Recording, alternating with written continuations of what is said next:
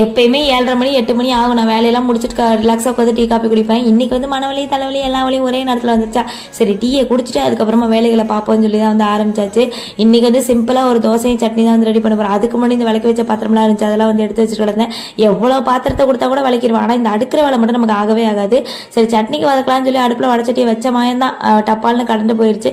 சரி ஓகே, செல்லில் இருக்க லைட்டை வச்சு சட்னியை கடகடன்னு வதக்கிடுவோம். ஏன்னா நம்ம வீட்டில் டின்னர் வந்து 6 மணிக்கு முன்னாடியே ரெடி பண்ணி முடிச்சாதான் உண்டு. அதுக்கு மேலே இந்த புள்ள குடிங்களை வச்சு நம்மளால செய்ய முடியாது. அதனால கடகடன்னு சட்னிக்கு வதக்கிட்டு கையோட பாத்திரத்தை எல்லாமே வலிக்க வச்சுட்டேன். இந்த மாதிரி சட்னி செய்யும் போது நான் எப்பயுமே வந்து வெங்காயம் கொஞ்சம் அதிகமாக, தக்காளி வந்து கொஞ்சம் கம்மியாக போடுவேன். அது வந்து டேஸ்ட் ரொம்ப நல்லா இருக்கும். அப்புறம் வந்துட்டு நம்ம மில்லட் தோசைக்கு வந்துட்டு முந்தானத்து மாவரைச்சம் பாருங்க, மில்லட் தோசை கிடையாது, தோசை இட்லிக்கு மாவரைச்சம் பாருங்க.